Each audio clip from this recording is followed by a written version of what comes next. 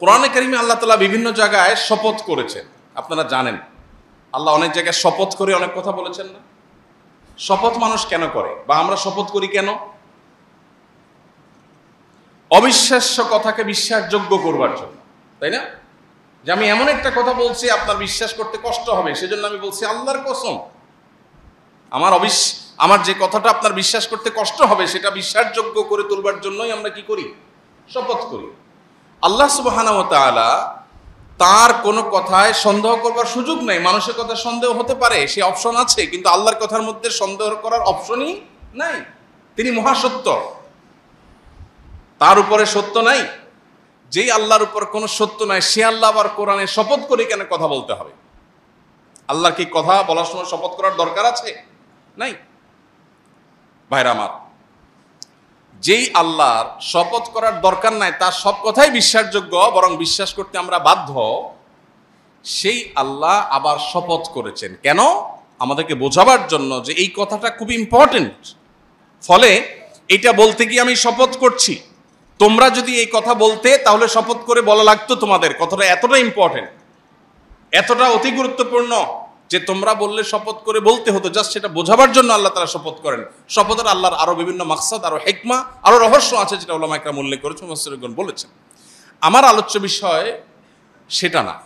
আলোচ্য বিষয় হলো আল্লাহ যত শপথ করেছেন, কোথাও একবার শপথ করে একটা কথা বলেছেন, কোথাও দুইবার শপথ করে একটা কথা বলেছেন। পুরো কোরআন জুড়ে বিভিন্ন জায়গায় এরকম শপথ আছে।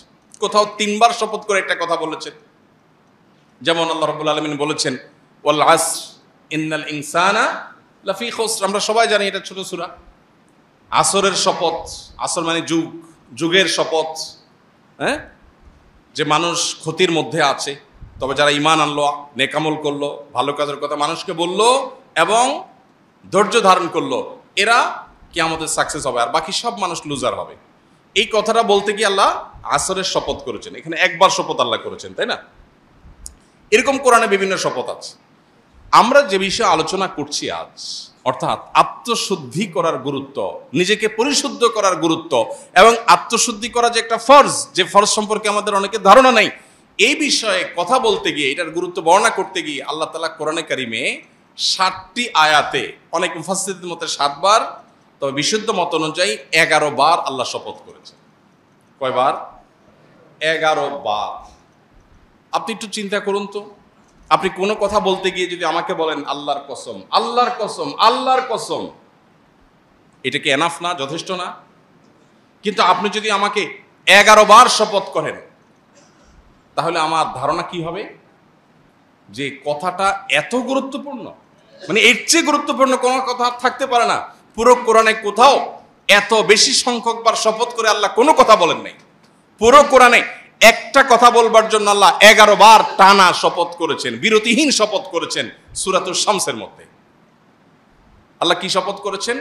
ওয়াশ-শামসি ওয়া দুহাহা, সূর্যের শপথ। দেখেন আল্লাহ বড় বড় সৃষ্টিগুলোর শপথ করে। যদিও এখানে আরেকটা মাসআলা বলে রাখতে হয় প্রসঙ্গত, কোন মুসলমানের জন্য আল্লাহ ছাড়া আর কারোর নামে শপথ করা জায়েজ নাই। নবীজি সাল্লাল্লাহু আলাইহি ওয়াসাল্লাম বলেছেন, মান আরাদা আন ইয়াহলিফা ফালইয়াহলিফ বিল্লাহি আও লিয়াসমুত।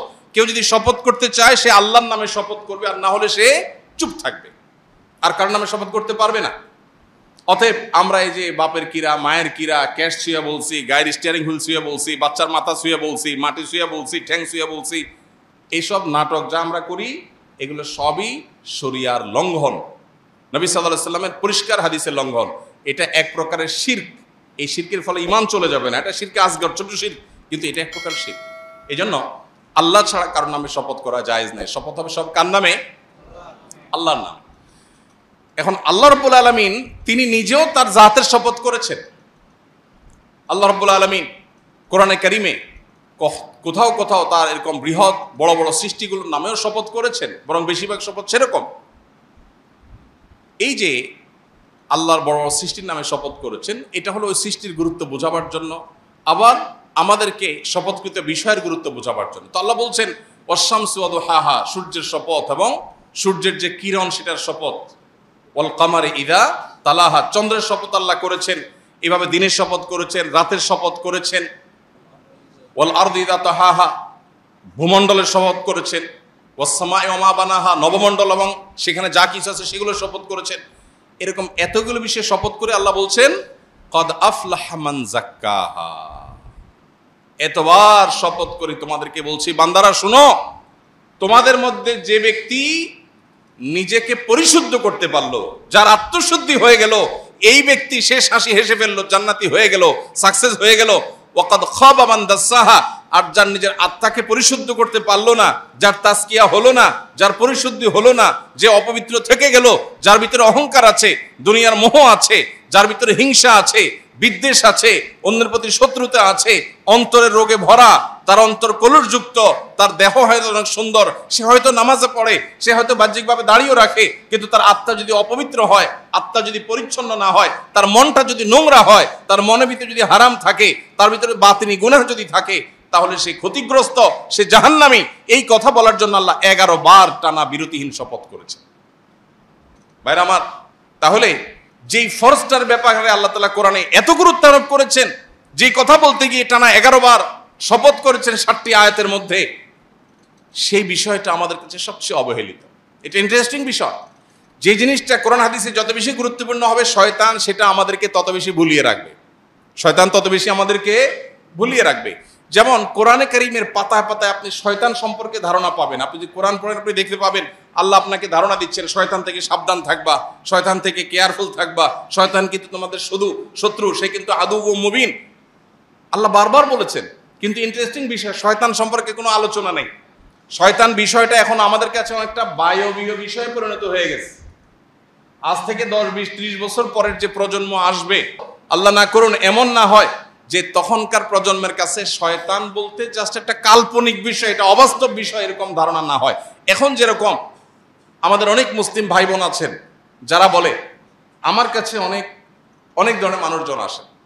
একজন পাওয়ারফুল পলিটিশিয়ান তিনি আসছেন কিছুদিন আগে, এসে বললেন যে ভাই, আমি জিন জাদু বিশ্বাস করি না, জিন জাদু বিশ্বাস করি না। এখানে বিশ্বাসের জায়গাটা পরিষ্কার করা দরকার। একজন মানুষ তিনি আসলে কি মানসিক রোগী নাকি তিনি জিনে আক্রান্ত, এটা নিয়ে আমার সন্দেহ হতেই পারে, এবং আমি এটা ডিনাই করতেই পারি না। আমার মনে হচ্ছে এটা মানসিক রোগী। আপনি যতই বলেন না এটা জিনে ধরা রোগী, আমি এটা ডিনাই করতেই পারি, কোনো অসুবিধা নেই, কারণ এটা আসলে কি সেটা ডায়াগনোসিস তো নিশ্চিতভাবে হয় নাই, সো এটা অস্বীকার করলে কিছু হবে না। কিন্তু যদি আপনি বলেন জিন বলতে কিছু নাই, আপনি যদি বলেন যে ব্ল্যাক ম্যাজিকের কোনো ক্রিয়া নাই, ব্ল্যাক ম্যাজিক বলতে কিছু নাই, তাহলে আপনার ঈমান নিয়ে প্রশ্ন উঠবে। বিকজ কোরআনে আল্লাহ তাআলা এগুলোর অস্তিত্ব আছে বলেছেন, আপনি সেটাকে অস্বীকার করেছেন। এখন যেটা হয়েছে সমস্যা, সেটা হলো আমরা এত বেশি বিজ্ঞান নির্ভর হয়েছি, সায়েন্সকে আমরা এখন খোদা বানায় বসে আছি, নাউজুবিল্লাহ। বিজ্ঞানকে আমরা এখন খোদা বানায় বসে আছি, কারণ বিজ্ঞানের আয়না দিয়ে আমরা ভালো মন্দ দেখার চেষ্টা করি, বিজ্ঞানের কষ্টি পাথর দিয়ে আমরা সত্য অসত্য নিরূপণ করার চেষ্টা করি। এটা হলো আমাদের সবচেয়ে বড় ভুল পদক্ষেপগুলোর একটা। বিনয়ের সাথে বলতে হয়, এটা আমাদের সবচেয়ে বড় ভুল ধারণাগুলোর মধ্যে থেকে একটা। আমাদের তরুণ শিক্ষিত একটা বড় অংশ আছে সমাজের, যারা এই ভুলটা নিজের অজান্তে করে ফেলছে। বিজ্ঞান কি কখনো সত্য অসত্যের মাপকাঠি হতে পারে? কেন হতে পারে না? আজকে বিজ্ঞান যেটাকে স্বীকার করেছে, 500 বছর আগে বিজ্ঞান কিন্তু এটাকে স্বীকার করে নাই, করেছে? আজকে যে জিনিসটা আবিষ্কার হয়েছে, 500 বছর আগে যখন আবিষ্কার হয় নাই, তখন বিজ্ঞান কি ওইটার অস্তিত্বকে স্বীকার করতো? তাহলে এখন যেটার অস্তিত্বকে বিজ্ঞান অস্বীকার করছে, হতে পারে 500 বছর পরে বিজ্ঞান আবিষ্কার করবে, স্বীকার করবে।